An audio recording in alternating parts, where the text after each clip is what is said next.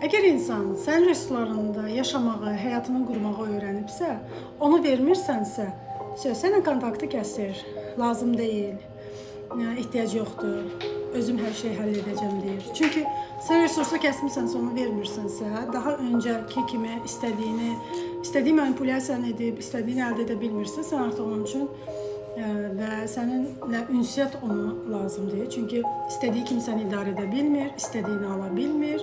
Sonra bir başqa etapa keçir və digər insanlardan resurslarını uğurlayaraq, başqalarının resurslarını yaşamağı seçir.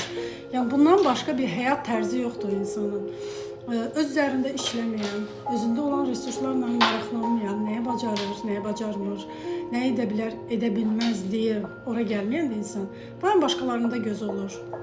Deyirlər, gözü, nəfsi, düşüncəsi, hər şey başqalarındadır. Hər zaman məndə yoxdur deyəcək. O insanlardan o resursları uğurlayıb sahib olsa da, gözəlliyi olsun, əşya olsun, istənilən həyata aid, maddi həyata aid olan hər şey, duxovnu yox, yəni mənəvi həyat olacaq yox. Yəni bu insan onu vermirsənsə, o insanlarla yenidən münasibəti kəsir, digər başqasını axtarır. Yəni həyatı bu döngünün üzərində gedir. İnsan özünə dönmədikcə, özündə olanın dəyərini, qədrini bilmədikcə, özünə aid olanları da itirir. Hər hansı bir bacarığını itirir, hər hansı ona aid olan resursları sıfırlayır. Ona görə ən önəmli olan insan özünün resurslarının dəyərini bilməsi, fərqinə varması, başqalarında nə var, nə yoxu əlindən almaq üçün, uğurlamaq üçün çalışmamız. Məsəl üçün, necə görə bilər resursu? Məsələn, başqası sənə yaxşı bir tort pişirir, şirniyyat pişirir, düzdürmü? Sən bacara bilmirsən.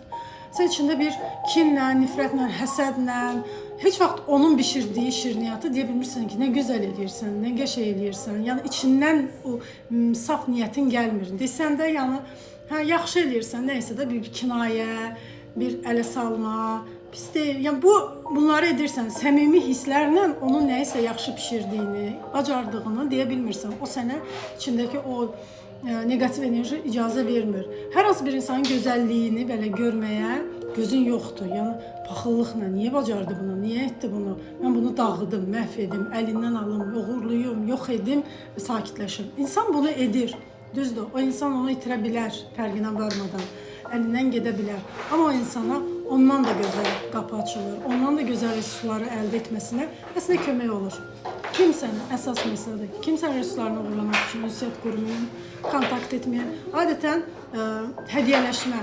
İnsanlar nə edir? Ad günləri, doyumsuzluğu olan, uşaq vaxtı ad günü keçirmək kimi, hədiyyə almaq kimi doyumsuzluğu olan insanlar yəni bu partiya etməyi daha çox sevirlər, həsrət qaldıqları üçün. Ya bununla qidalananlar, insanların bununla yəni xoşbəxt olurlar bir anlıq. Amma bu alış-veriş olur da, səmimi qəlbdən münasibət qurmaq yox. Yəni mən etdim, sən mənə bunu al, mən də sənə bunu al. Burada bir səmimi bir alış-veriş yoxdur, enerji alış-verişi yoxdur. İçindən gəldiyi kimi etmirsən.